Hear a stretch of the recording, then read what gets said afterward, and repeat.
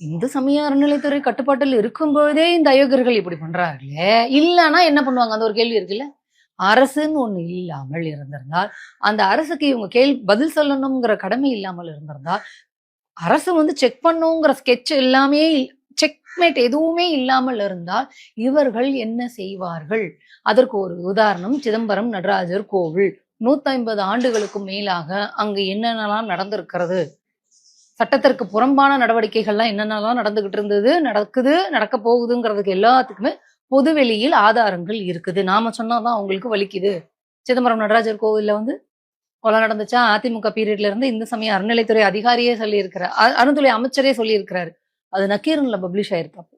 சரிங்களா? அப்போ இதெல்லாம் ஒரு பெஸ்ட் எக்ஸாம்பிள். சிதம்பரம் நடராஜர் கோவில ஒரு பெஸ்ட் எக்ஸாம்பிள். அரசினுடைய கட்டுப்பாட்டில் அந்த நிலத்தில் இருக்கக்கூடிய அமைப்புகள் இல்லாமல் இருந்திருந்தால், அது தவறான செயல்பாடுகளுக்கு பயன்படுத்தப்பட்டுடும்.